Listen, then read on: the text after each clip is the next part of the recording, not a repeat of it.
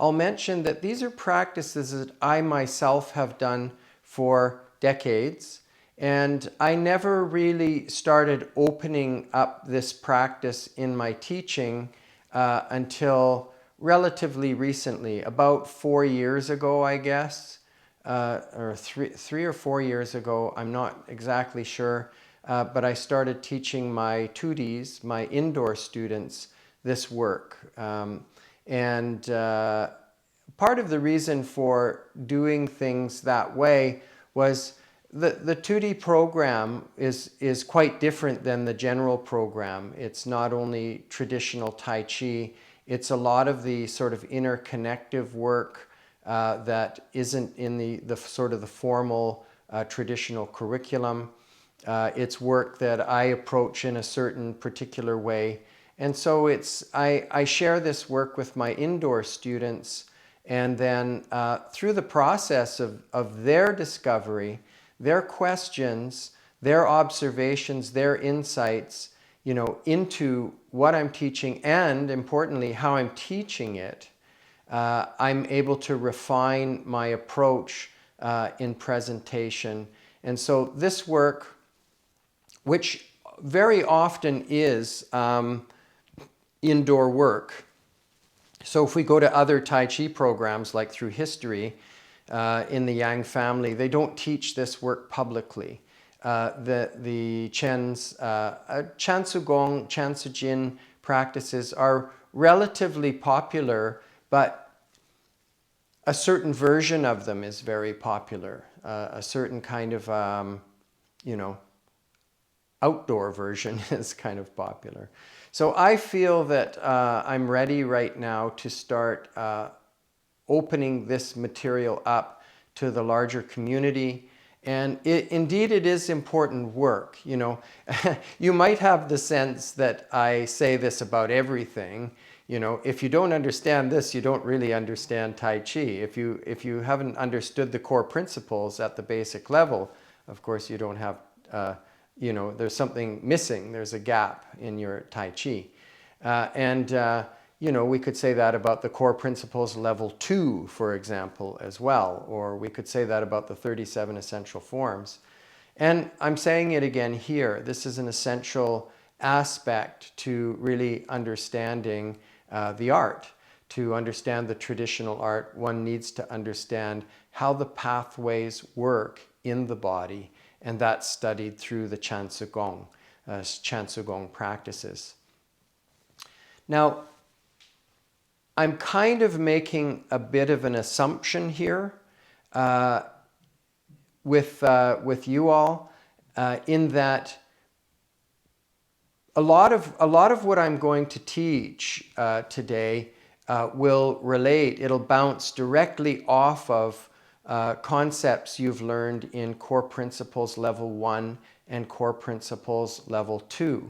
Now, if you haven't done those classes, if you haven't done those courses, they are available on the website, on the Masich Internal Arts store, and you can download Level 1, which is 4 programs, and Level 2, which is another 4 programs, and you can work through them at your own pace. Only to say, aside from giving it a plug to look at downloading those courses, only to say that I may not labor on some terms, and if you're not familiar with those terms, it may sort of fly by you a little bit, but just to know that there are handouts and downloads of these things available if you want to follow up, if you haven't done Core Principles Level 1 and 2. So there's a bit of an assumption in some of my use of language here that you've done some of that other basic training with me. Now, when we talk about Chansigong or Chansigong, we're talking about, in a sense, a kind of a bridge. If you think about core principles concepts like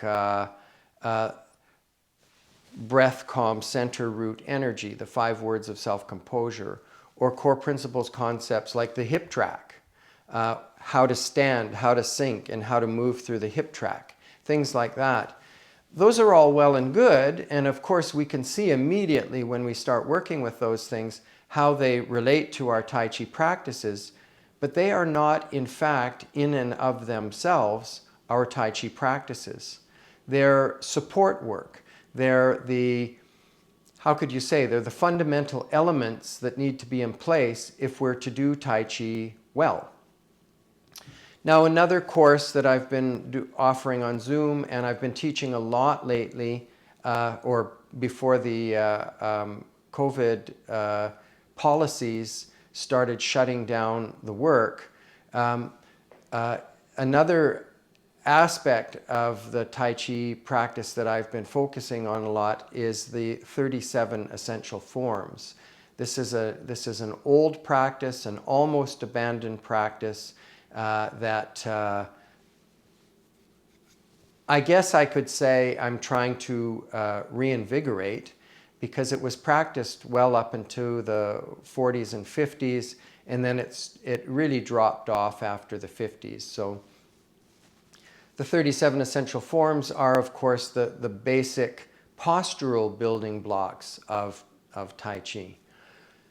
So before we get to forms as such, like in the 37 essential forms, and start to apply that to actual routines like the Yang 108 or 5-section form, we can look at the 37 essential forms, and before that we can look at the core principles, level 1 and level 2. Level 1, by the way, is more anatomical, process-oriented, simple language to communicate the core principles ideas. The level 2 of the core principles is specifically using traditional Tai Chi language. So things like the 6 harmonies, the Liu He, and so on. So that's the distinction between level 1 and level 2. Level 2 is a slightly more refined and traditional version of what we find in level 1. So we've got that, and then the 37 essential forms. Well, if you think about it, there needs to be some kind of, we could call, medium between the core principles and the essential forms. Because the essential forms, while they follow the core principles, they really need to come out of the core principles. Not just accord with, but emerge from the core principles. And this is a difficult thing to accomplish. You can be really good at core principles, you can be really good at the essential forms and the routines, the forms in that sense, like the 108 form. But you need a way to get from A to B so we can get to C. So how we get from A to B, how we get from core principles, which express their physicalized expressions of the Tai Chi theory, how we get from that theory to that practice is with a medium, and that medium is the Chansigong. It's the piece in between. It's the, you could think of the core principles as one bone and the 37 essential forms as another bone, but you need ligaments and tendons to join those bones and tie them together. So ligari, Latin for to bind. So this is like the ligament or the medium between these two. So when we're looking at Chansigong, it's actually quite important because it makes other things work, if that makes sense to you. Okay, so that's a bit of context for just how we're getting into it. There's a bit of an assumption that we've got some foundation in place already. And work that we do, like standing post, that kind of work, connects to this. Definitely things to do with the hip track, with the movement of yang to yin to tai yin, yang to tai yang to yin to tai yin.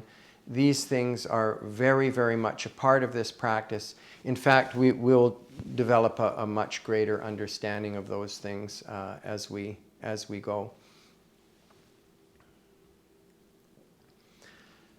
Chansigong practice is not normally associated with Yang-style Tai Chi. It's more commonly associated with Chen-style Taijiquan, and to a certain extent, Wu-style Taijiquan. It's generally not considered to be a Yang thing. When we see Chansigong practices, we usually see something like this, like in the Chen mode, we see an articulate shifting and translating from one side to the other, and we see this very Chen-like movement, almost like as if we're doing a half a cloud hands on one side, and then we do on the other side. So the tendency is to think of Chansigong in terms of these exercises. And in this work that we will be doing, of course, we are doing exercises, and they're not unlike these kind of exercises I just roughly demonstrated. They're somewhat similar, but the chansi, the drawing of silk, or the twining of silk, or the reeling of silk, is really about how the inner structure lines up and aligns and emerges out into Jin, or martial kinetic energies. So we have, of course, the same need for this in Yang style as much as in Chen or Wu or Sun or Hao or Fu style or the many other styles that exist. Some version of this is needed to support the form. So this is not only a Chen style thing, this is a Yang style thing as well. Now this idea of drawing silk is interesting. I was in China, what was it, back in 2014, and went to a silk factory.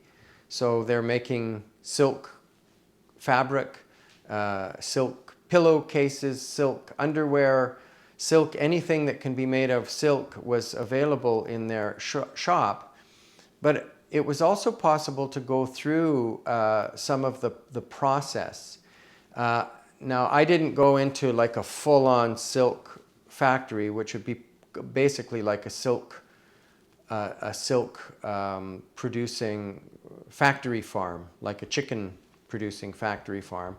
I didn't go into there, but I did go see an exhibit of exactly how the silk process works.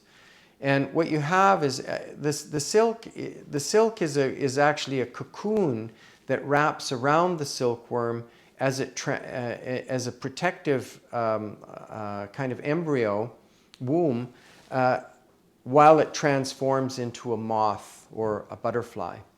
And so the worm itself, it consumes huge amounts of mulberry leaves, and the sort of the excrement from this becomes the silk that the worm wraps itself in, so it can go through this process of transformation. It's an extremely interesting process. Now, we can think, when we think about silk reeling, there's a few ways people think about it. So one is you've got the silk and it's like you're wrapping it around something. Now the silk is it's a moist fiber, very delicate. It's funny because it's very delicate, but it has great tensile strength. It's very, very strong, but very, very, very subtle, very, very light. And so one way to think is that you're wrapping the silk around a spool, and in doing that, you can't be rough and abrasive with it. You have to be smooth. So this gives a little bit of this kind of idea that we see in Chen Tai Chi, this kind of silk reeling idea. The other is that you're drawing the silk from the cocoon. So this silk needs to be drawn out, and of course, any inconsistency in the pull will break the silk, the thread. that will eventually get woven into silk fabric. So the drawing of the silk needs to be very, very smooth, very connected. So another way to think of the silk reeling idea is that the silk is gummy, it's sticky. And the idea, of course, in Tai Chi is that we use sticking, adhering energy. And so we want to develop a quality that the opponent would get kind of stuck into, if that makes any sense. We want to be able to stick to the person, and so this silky, gummy quality can assist us in that. And we also want the person to get stuck into our sphere of influence, and so the silk quality helps with that. So this is like a qualitative idea. We can see that in the sense of kind of drawing the energy in. When we draw it in with this silk energy and the person gets a bit stuck in. Another way we can see it, and this you could think of as almost the Yang-style way of looking at it versus the Chen-style way of looking at it. When we think of the drawing the silk in this way, this is more characteristic of this kind of Chen movement. The Yang idea is more that you are the silkworm and the silk is spinning off your body. So as you do your Pong Lu Ji An, it's like you're leaving a trail, almost like a spider who's spinning a web. It's coming off of you, and again, it ties into this idea that that's what the opponent gets stuck into. So these are all concepts that relate to the Chansi idea. So when we're thinking Chansi, it means literally the twining or the reeling or the coiling of silk. Si is silk. And then we've got these other words, like we can say Chansigong, Chansigong, Chansiging, like this. So what does that mean? Chansigong means, gong means practice. So when we do Qi Gong, we're doing Qi practice. And so maybe we're exercising the Qi, and the routine or the thing that we're doing, the exercise that we're doing is the Gong. We're practicing or we're training. Gong means training. We're training the Qi. If we say Chansigong, it's the same idea. We're training or we're exercising the Chansi quality. So we're exercising this reeling silk quality. So these practices are called Chansigong. Now, Chansi-jin, we would write that J-I-N if we did it in pinyin, romanized Chinese. The word jin, I translate as martial kinetic energies. It's a specific type of energetic idea. So a kinetic energy is something like tap. That's a kinetic energy, or knock is a kinetic energy, or pull. These are kinetic energies. Martial kinetic energies are energies that have to do, the kinetic energies that have to do with martial arts. So for example, elbow or headbutt, you need to develop that skill or the attributes of that action, and that's Jin. So Chansi Jin is developing energies that we can now use in martial arts. A third term is Chansi Jing. Now, Jing is a little more ephemeral in a sense. It's really the accumulated energy that comes from the gong. So when you do the Chansigong and you're doing it with good Chansi then the accumulated quality is the Chansi. Jing is like raw energy. So we have a fundamental system in our body according to traditional Chinese medicine, which is the Jing, Qi, Shen system. So we've got Jing as our raw essence. It gets refined and produces Qi, and that Qi nourishes the Shen or the spirit. So Jing is very, very raw energy, and it comes from the body processes production. So mainly it's basically referring to, in this sense, the energy production of the hormonal system.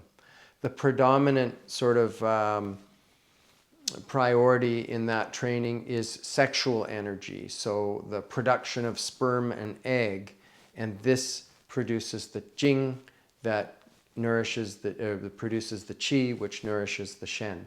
So, but practices can do this as well. You know, if you practice a certain kind of dance step and you've done it thousands of times, that energy is there, almost like a field, and you no longer need to do the dance, you just need to step into the field that's accumulated. So the idea is something like this. If you do a lot of Chansigong with good Chansi, you will develop Chansi. So this is the idea here.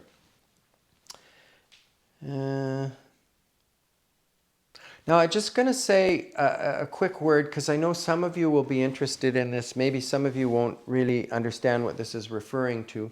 But if we look at the 25 energy theory, the energetic theory of Taijiquan, which was outlined in Chen Yanlin's classic from, I believe, 1946. And he describes the 25 basic energies. And we start to look at the first as just having to do with making and maintaining connection, and then from there being able to listen to and comprehend energy, and from there being able to receive energy, neutralize it, entice it, seize it, issue it, and on and on and on. What we're doing when we're training the Chansigong, when we're training the Chansi, is we're actually conforming to that energetic theory. So we're not going to go into that in detail, but for some of you, if you're sharp, you'll notice that actually the stages of this relate to the 25 energy theory. So I'm just sort of throwing that into the mix so some of you can chew on that idea. Now, I'm sorry to interrupt again. Yes. Could you just go to your Zoom settings and change back to HD and switch off that original ratio, please? Okay. So video settings, take off original ratio. Yeah. Is that better? Yeah, and is HD switched on? HD is not switched on. Can you switch that on? Okay. See if that does. Does Perfect. Does that fix my head? That fixes everything, yeah. Okay. I didn't turn on HD because I thought that might be more intensive and maybe we'd have lags. But okay, is that better? Yeah, it's definitely fixed proportions, and let's just see if it doesn't mess up the lag. It seems to be okay at the moment. Okay. Thanks for that. Sorry to interrupt. Oh, not at all. I truly appreciate it, Patrick. Really, your constant interruptions. So here's a question, a philosophical question, perhaps, as a Tai Chi player.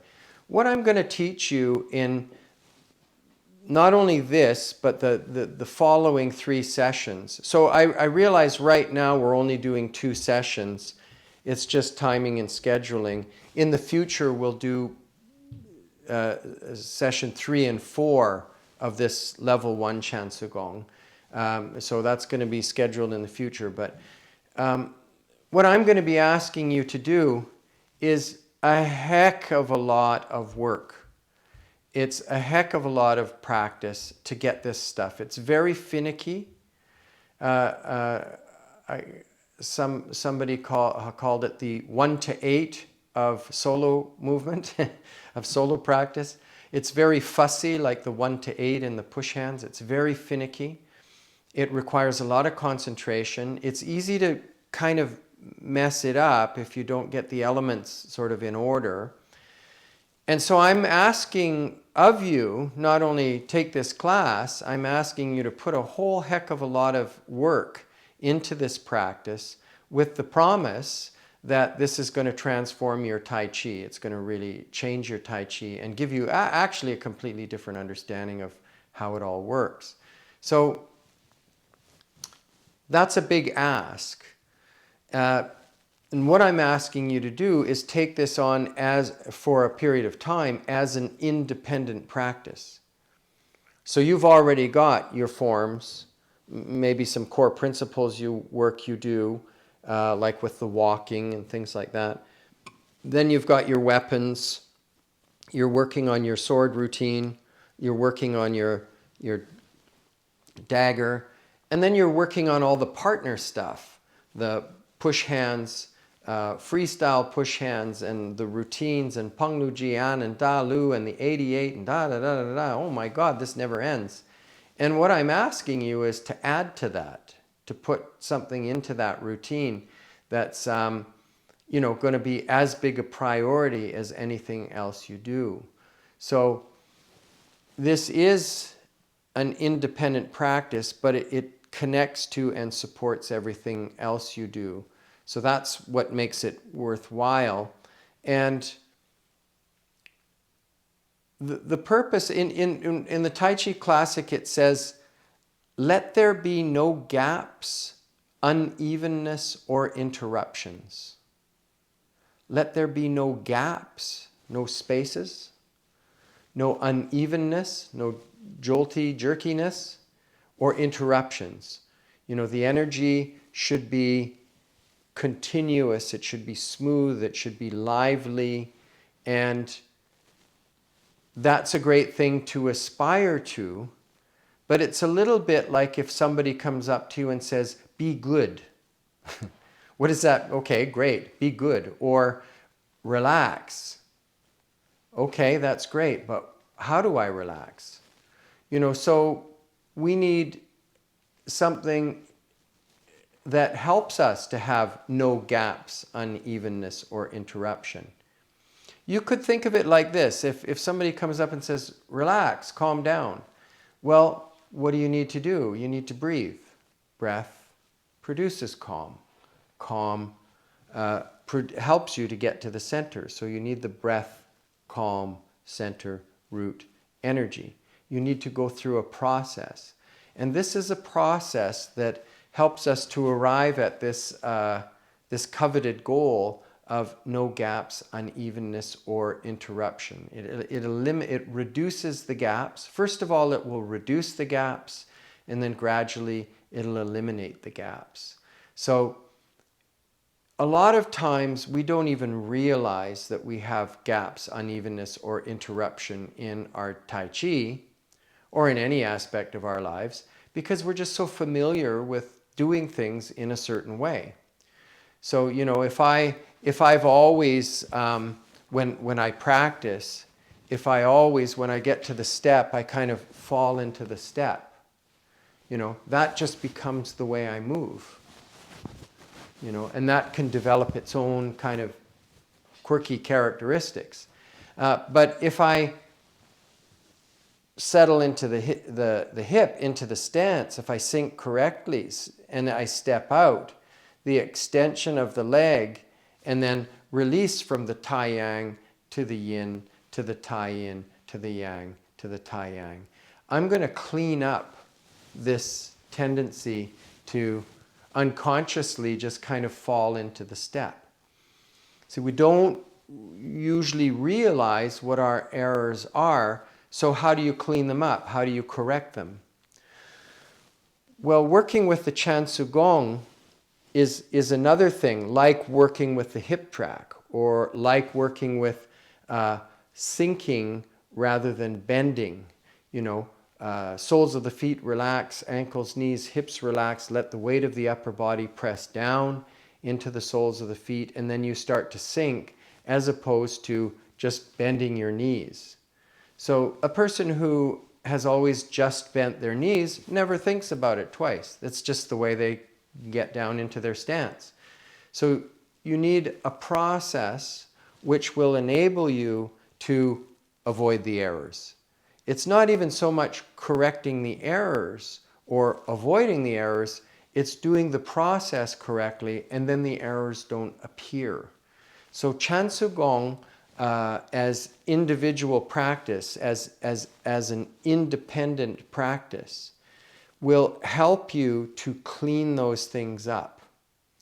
We could think of Chansigong as being a little bit like for someone learning the piano, a person that does, you know, the Hanon exercises, or they do their scales and they work with a metronome. And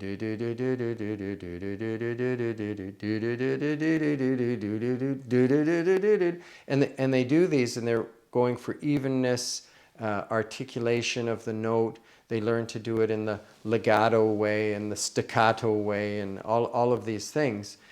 This is like those kind of exercises. That's why I say it's like the 1 to 8 of solo work. When you do the 1 to 8 and you're learning these very simple exercises, they're very difficult. You need to really pay attention. But that changes how you do forehands and how you do freestyle and how you understand push hands. So we can think of it that way. I'm getting to the exercises, don't worry. We'll do 2 things in this session, then you'll have a month, and then you'll be able to take it to the next step with the next month. But we need this foundation to understand what it is we're doing, why we're doing it, why it's important, and so on. So let's see.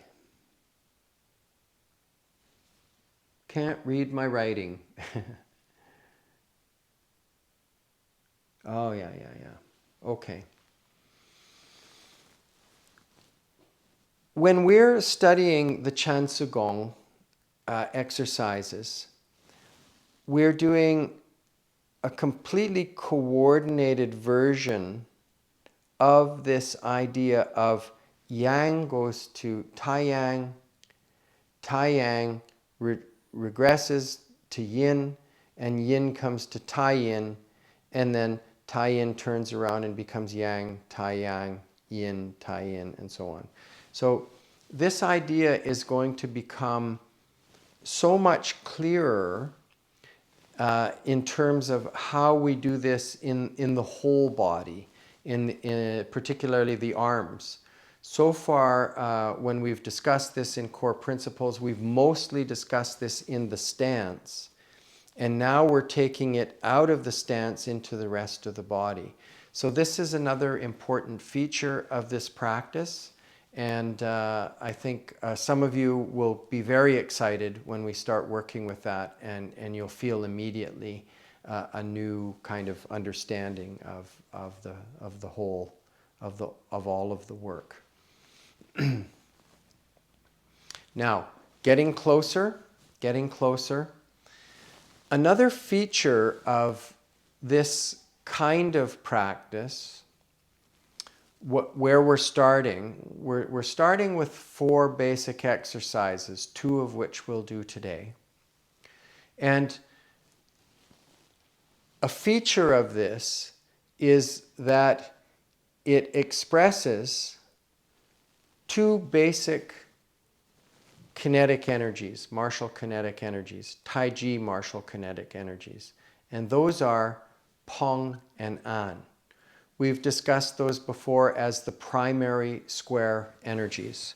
So this practice this practice, the Yin-Yang Chansigong, is based on Peng and An. And we're going to come to understand Peng and An in possibly different ways than we've understood them before.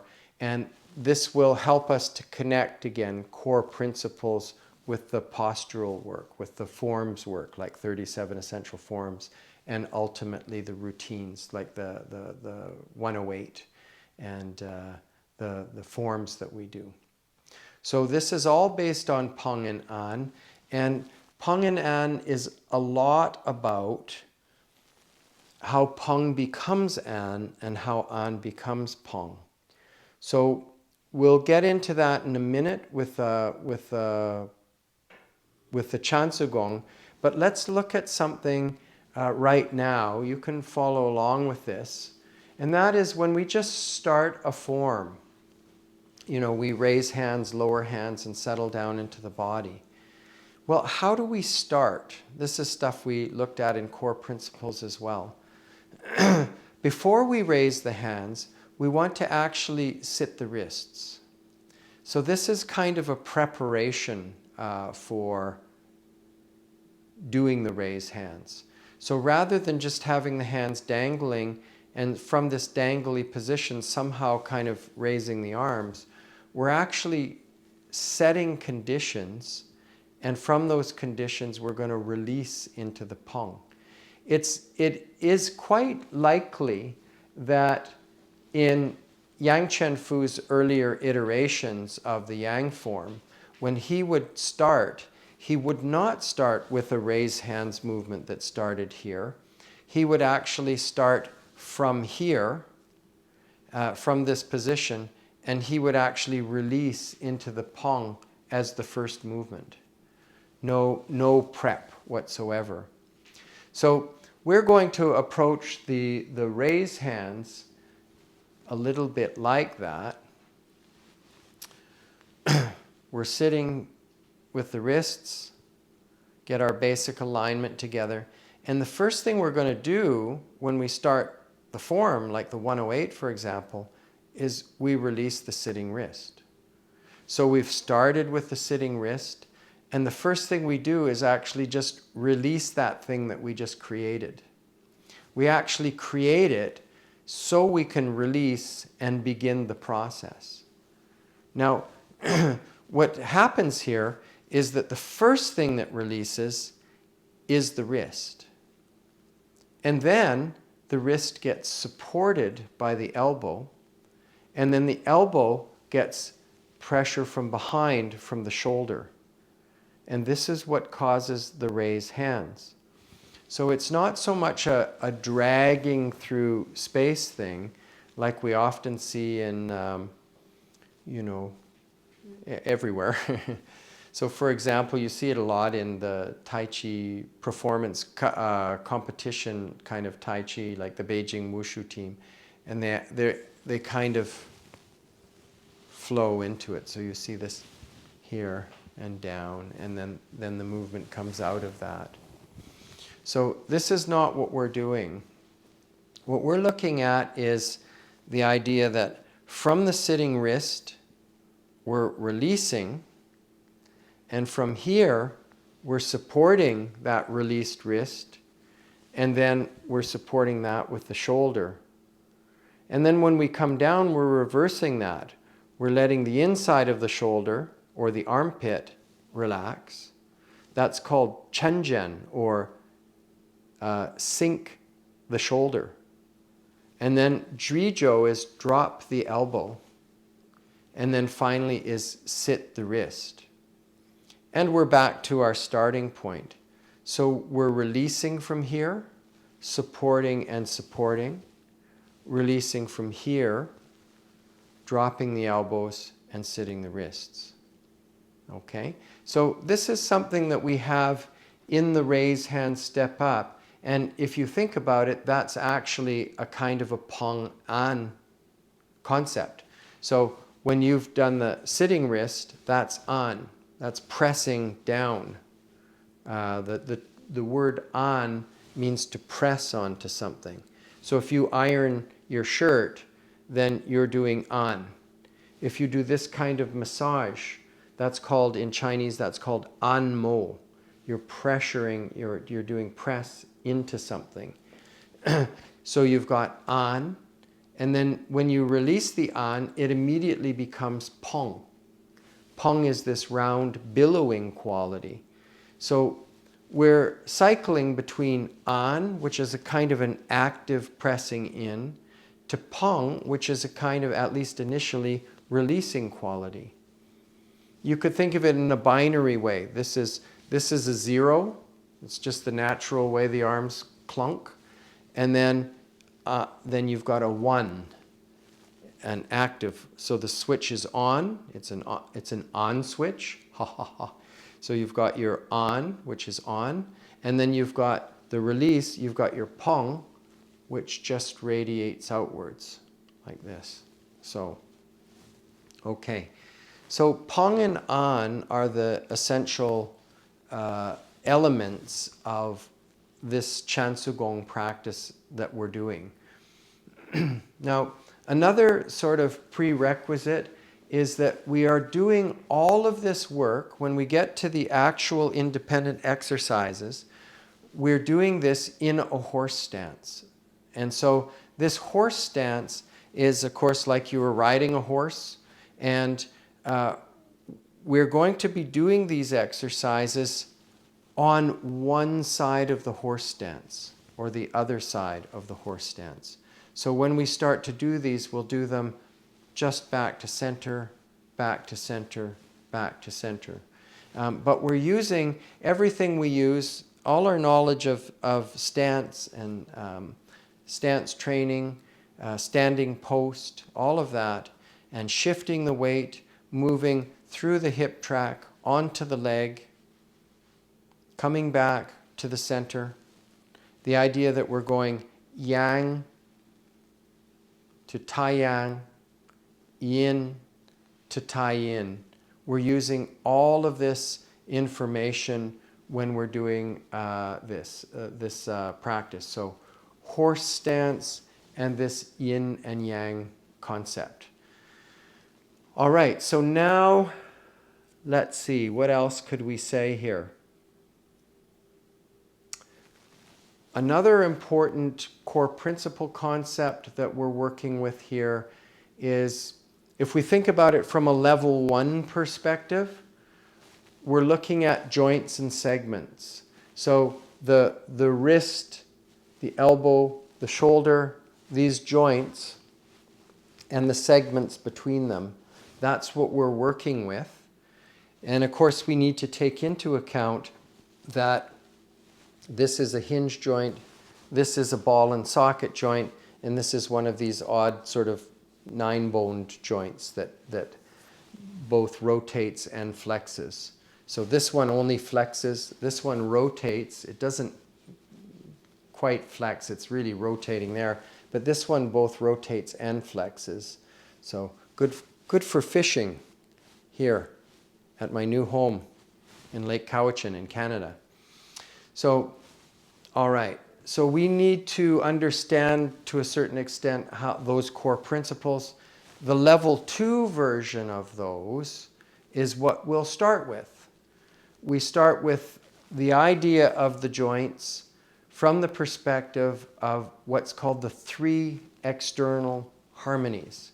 What are the 3 external harmonies? They are that the shoulder connects with the hip, the elbow harmonizes with the knee, and the wrist harmonizes with the ankle, or the hand harmonizes with the foot.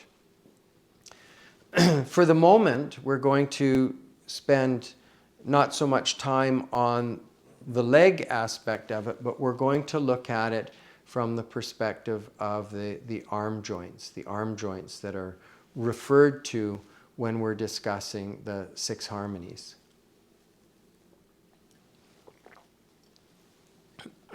Okay. After all of that, let's look at the first practice. The first practice is a yangward practice. That's compared to a yinward practice. what we mean when we speak about yang and yin, when we call this Yin-Yang Chansigong, or you could call it Yang-Yin Chansigong, we're referring to the rolling direction of the movement. What do I mean by the rolling direction of the movement? Let's go to these kind of familiar images of people doing the Yang-style Chansigong, and you see they're doing the circle like so. Hey? It's going in this direction. And then they change and they come back, right? And they do it in this direction. And this needs to be very articulated. But you can see there's this circle and there's this circle. And if you throw a little S curve in between them, you can change the direction. So you've got outward rolling. And then if you do a little S circle from the bottom, you've got inward rolling. Okay? Now, what we're going to be doing is something like that, but rather than thinking of this as so much side to side, we're going to think of it as if we're on a wheel. Like you were, here's the wheel. Let's see, we can use this. So you've got this thing that rolls this way, and my orientation to it is here. It's not something off to the side of me, it's something right in front of me. So this thing is rolling forward, and then it's rolling backwards. And my relationship to it is here, or maybe a little off to the corner or something like this. So when we talk about the yang direction or yang rolling, we're talking about as if it was a wheel and the wheel was rolling forward, or if it was a wheel and the wheel was rolling backward. When the wheel is rolling forward, that's yangward movement, and when the wheel is rolling backwards, that's yinward movement. Okay?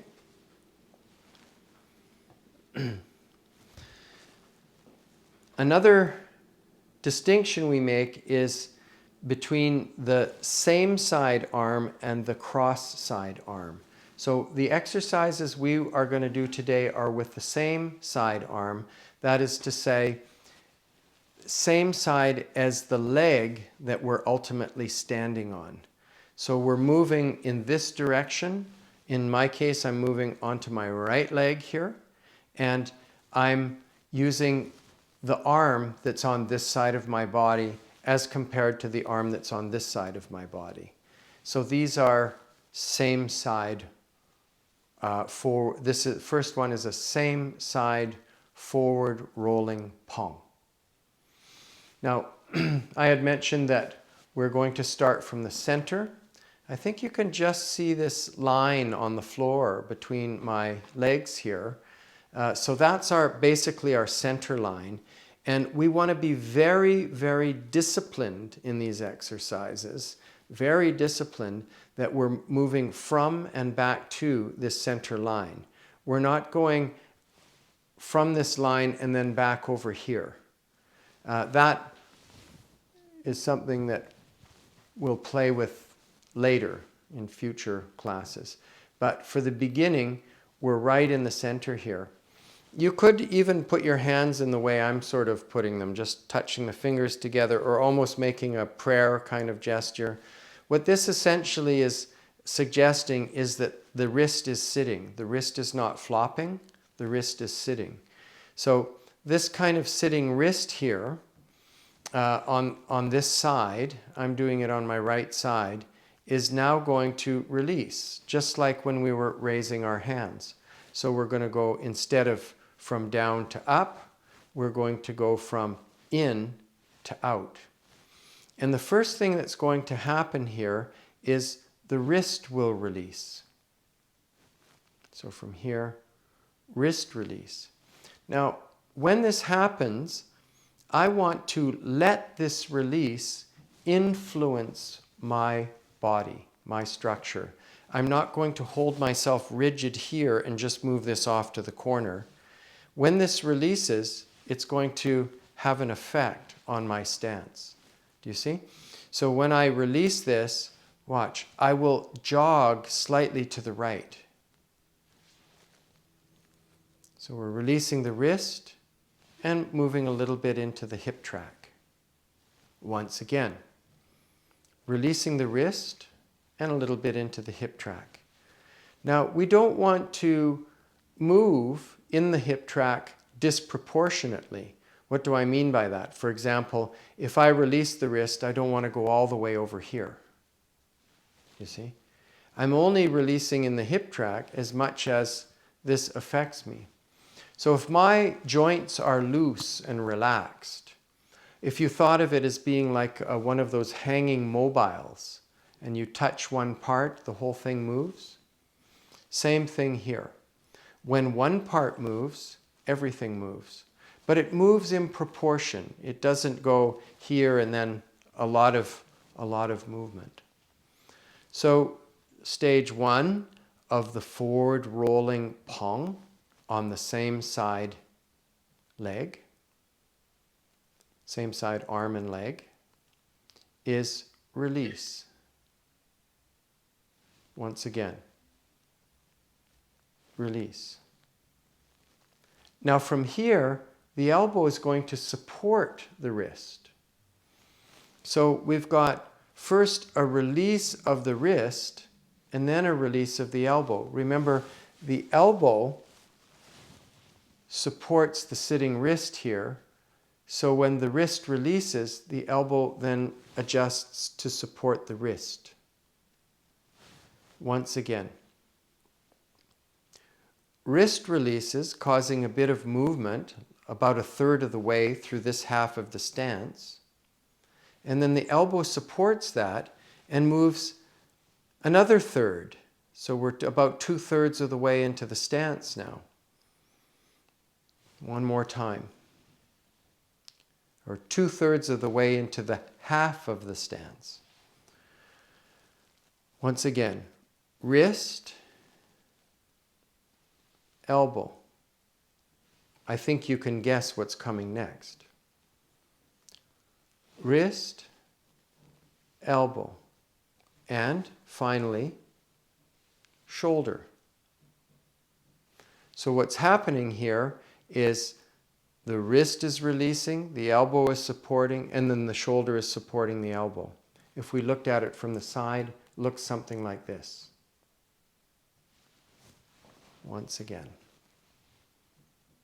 Wrist, elbow, shoulder. Let's try it on the other side. Wrist, elbow, shoulder. Once again. Wrist, elbow, shoulder. Once again. Wrist, elbow, shoulder. Wrist, a little bit of movement. Elbow, a little more movement. Shoulder. Right now we're just looking at the movement within the hip track. Some of you who have more experience of this might feel something's missing, but we'll get to that. We'll get to that in the next session. So wrist, elbow, shoulder. Now something, no, we'll come back to that, never mind. So once again, wrist, elbow, shoulder.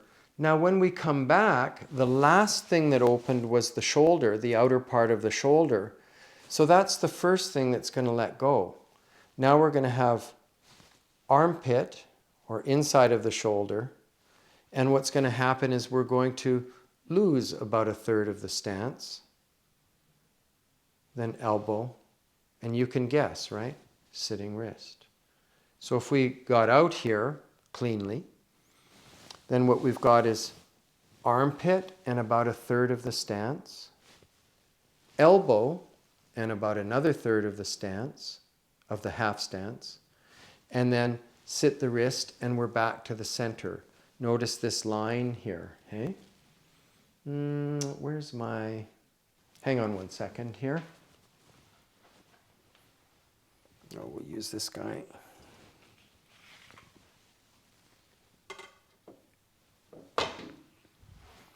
Okay. Just a little reference here. So, sitting wrist, release, elbow supports, shoulder bolsters everything.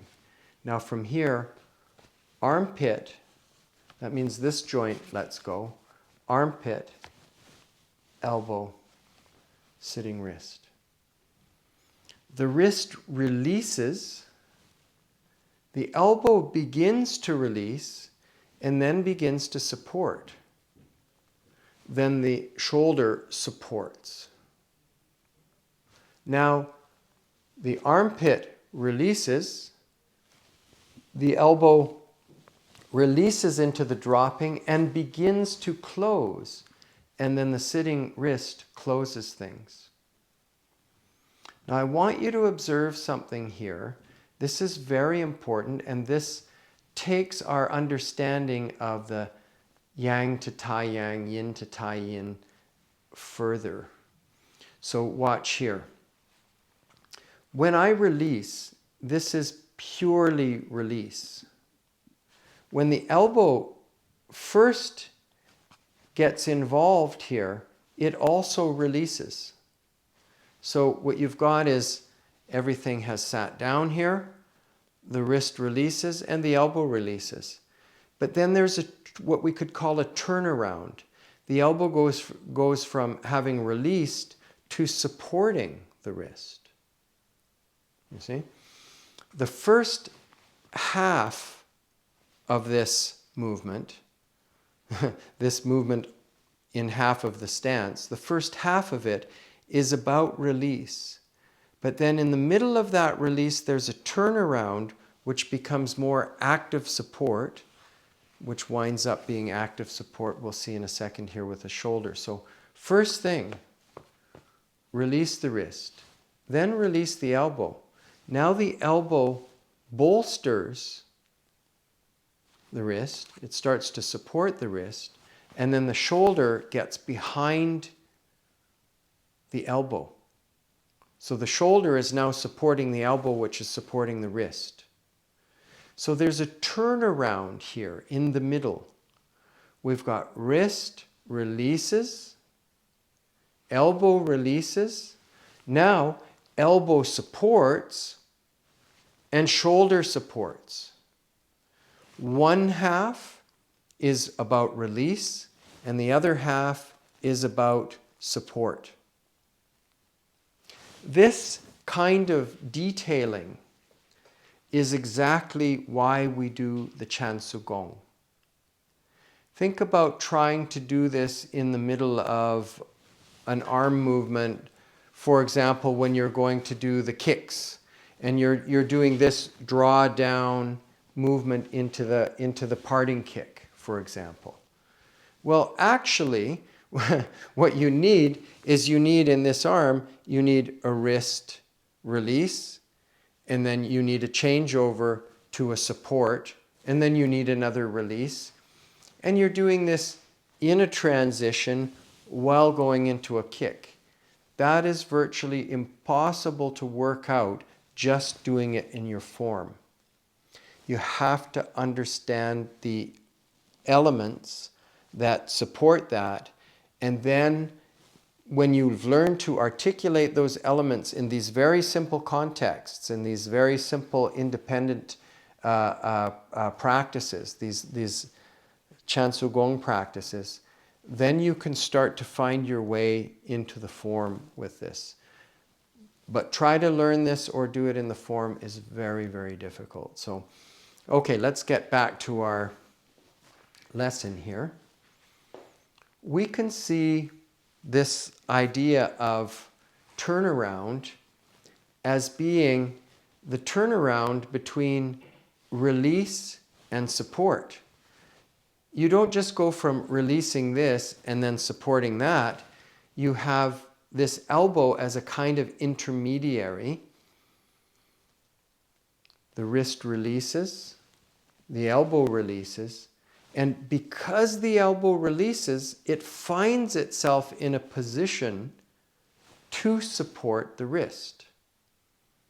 See, if I've come down into here, let's look at it in the raise hands context. See, if I sat the wrist and I did armpit, elbow, sitting wrist, and then I released the wrist, well, I can't just support that wrist yet. I need to release the elbow. But now, having released the elbow is in a support position. So the elbow supports the wrist, and the shoulder can now bolster its support of the elbow. I hope this is making sense. It's very finicky work, but you can see it again here. The first stage is release, pure release.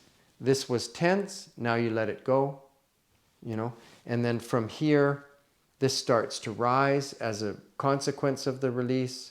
The elbow releases. But from here, the elbow finds itself in a new position. And that position allows it to support the wrist, and then the shoulder can support the elbow. This is very different than, say, just dragging the arms up and down. Doing these. It's very common, you see people kind of just, what are they doing? They're just, when people watch Tai Chi practices, they very often just see it as people flapping their arms. And in this case, I can't blame them. There's something very different when we do release the wrist, drop the elbow, support with the elbow, and extend with the arm. Anybody watching that, whether they had experience or not, would recognize that something purposeful is going on. It's the same coming down. The armpit relaxes, the elbow drops, but now the elbow can drive down, causing the wrists to sit. It's very similar when we're on the outward part of this forward rolling circle. When we're on the outward part, what we see is a pure release, then a release to support, turnaround, and then support. Coming back, instead of opening, what we see is, again, a pure release, a release that leads to a support for a closing action. So some of you have had this question and you explore this idea in many, many different ways. Some of you have had conversations with me many times about opening and closing. What are the ideas of opening and closing? Here's a very, very practical way to look at opening and closing. The first part of this circle, when we're going out, this is opening, the second part is closing. Pong is essentially opening, An is essentially closing. And what we're doing is we're starting with pure release, then there's a turnaround from the release into either opening with support or closing with support. You see? So the process is always starting with this let go, relax, move to turnaround, and then it's a question, is this turnaround leading to opening, or is this turnaround leading to closing? You see the idea? I think we're already going into a fair bit of depth here. So one more time, let's see if we can get super clear on this. I'll do it on the other side. So you're in here. You can put your hand on your hip. Very often when you see these kind of Chansigong exercises, the hand's on the hip or it's on the tummy, you can put the hand on the hip, that's fine. So we're here. Oh, we'll do it on this side. Ta. So we're releasing wrist. That's all release. Elbow releases, because remember it was closing. Wrist, elbow releases. And as we release with the wrist, about 1/3 of the half of the stance, half of the third of the middle third for releasing, and half of the third of the middle third of the stance for opening. We'll come back to that. And then the final third with opening. What is the opening doing? It's the shoulder supporting the elbow. The shoulder is supporting the elbow, which is supporting the hand or the wrist. Coming back. Armpit. Coming back a third of the way into the stance. This armpit movement, because this is opened and supported, all you have to do is release it and it will undo. This is the passive beginning of the An. 1/3. Now, half of the middle third is the dropping of the elbow. Chenjen Drijo, drop the elbow. And then the elbow starts to push a little bit. It starts to bolster. And then the wrist sits, and now we're in the center. Let's see if I'm got my carpet lined up here well. I think this works pretty well, hey, this carpet on the floor. So one more time. A third, half of the third, the other half of the third, and the final third. The third, half of the third, the other half of the third, and the final sit. What do I mean by half of the third? This middle elbow support, this middle elbow movement in both cases, whether you're opening or closing, whether you're coming forward with the roll or you're coming back, this middle part involves first a continuation of the release and then an active support. So we've got a complete release, a little bit of release, some support, and then full support.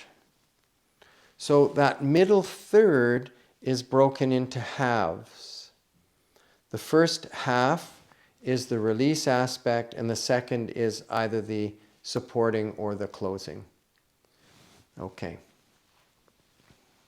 I know that probably seems very, very finicky, but you will definitely feel your understanding of movement transforming greatly when you start to play things this way. So I've got it set up. Release. Release into support. Now full support. Release.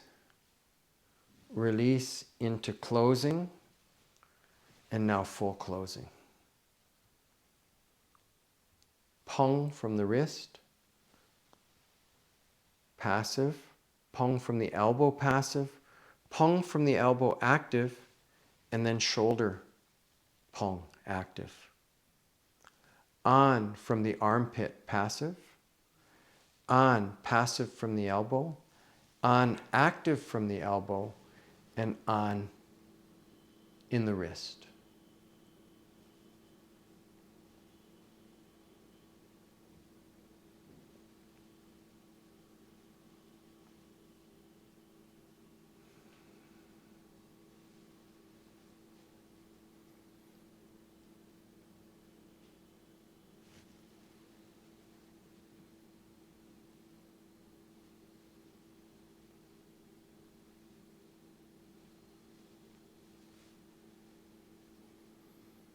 My head is in the center.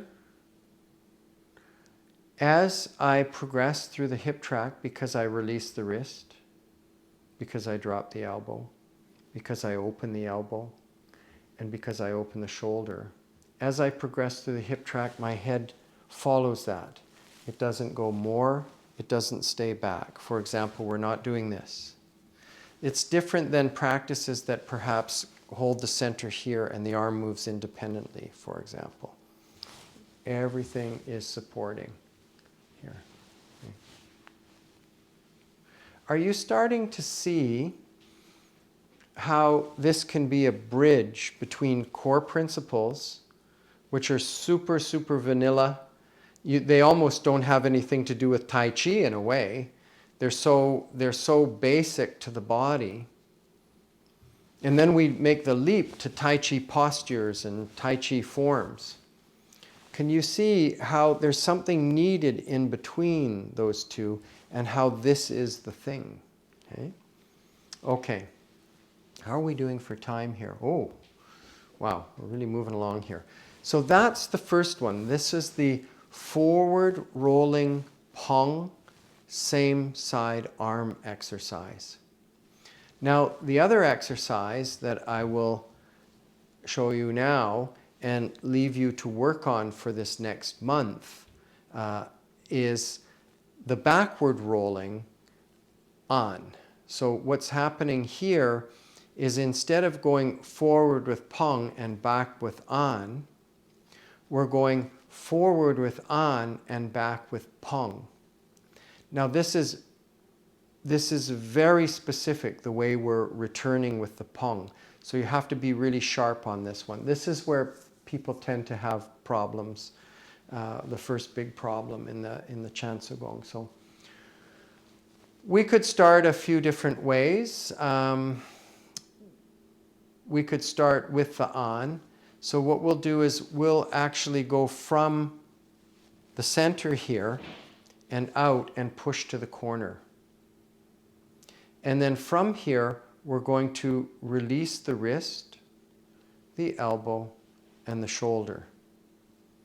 And from here, armpit, elbow, sitting wrist. So you notice that the hand is out to the corner, like this. When we make the Pong, it's not in front of us. The Pong is, this is actually the Pong. For those of you who have done the Baduan Jin, the Yang Baduan Jin, we know that we've got this Pong on here, and then we've got this Pong on here, right? This Chansigong exercise is like that line there.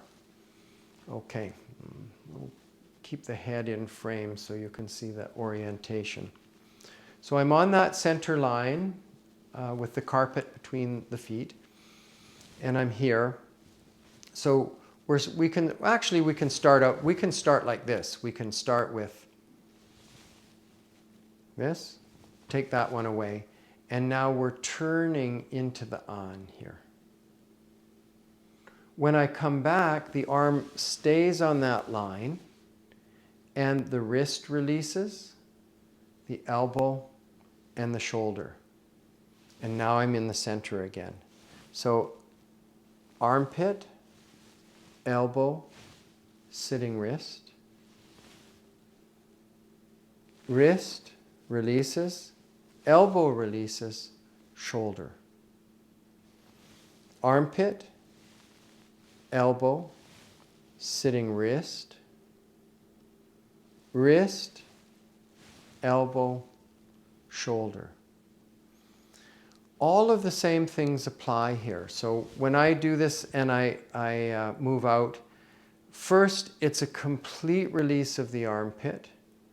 Then the elbow is releasing, but then it starts to push from the elbow, and that leads to the sitting wrist. You see?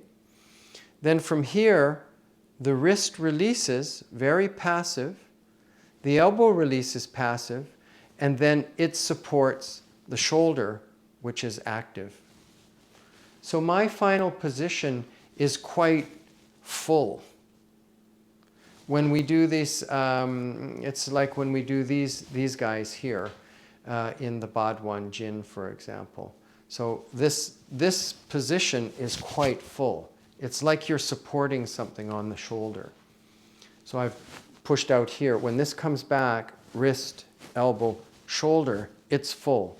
If somebody was embracing me, a bear hug from behind, and I was like this, I would go wrist, elbow, and then support with the elbow and shoulder.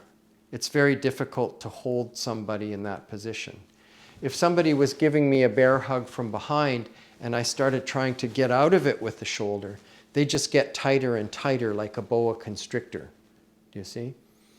But if they're holding with my shoulder and I release the wrist, release the elbow, now start to support with the elbow, and support with the arm, it's very hard to hold that down. So that's a little sort of application idea, for example. Armpit, elbow. In this case, the armpit is relaxing, the elbow is relaxing. But now the elbow is in position to push. Can you see it? So let me go over to here. So I've opened up to here. My elbow is in no position to push. But when the armpit drops, see, my elbow still isn't in position to push. But when the elbow drops a bit, now I can push from the elbow into the sitting wrist. You see? If I just try to go from here and, whoosh, like this, some kind of whipping action with the sitting wrist, it's not going to do anything really. It's good for the movies. But if I drop this, now I've got support, and now you've got really something to push with. Do you see what I mean? So if we want power, we have to have alignment. We have to have support. One more time. So we're starting from here.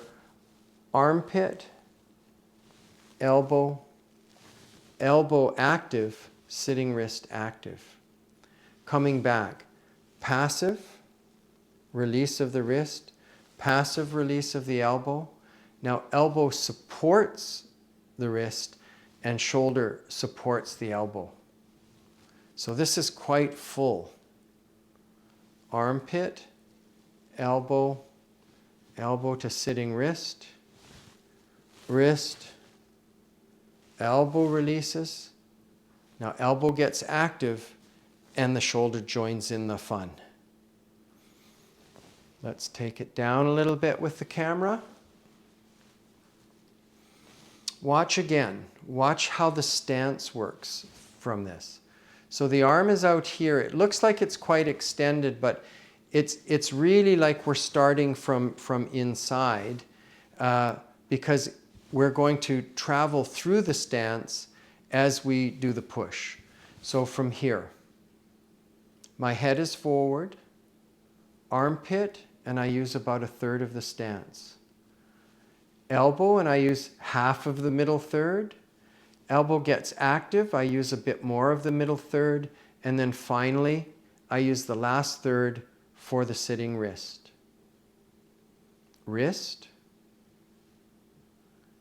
elbow passive, it uses the first half of the middle third of the half of the stance.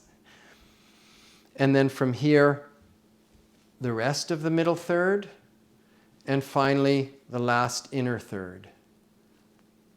Third, third, third, third, third, third, third, third, third. Let's compare it to the Pong, the forward one. I was out here in the Pong. This is coming back. Armpit, elbow, sitting wrist. Wrist sits, bump, out. Armpit, elbow, sitting wrist. And now this bumps out. If I went to the center of the stance, now I can do the second exercise. Armpit, elbow, sitting wrist. Wrist, elbow, shoulder. Armpit, elbow, sitting wrist. Wrist, elbow, shoulder. Armpit, elbow, sitting wrist. Armpit, elbow, sitting wrist. Wrist, elbow, shoulder. Armpit, elbow, sitting wrist. When we come all the way back, we're in An. When we go out, we're in Pong.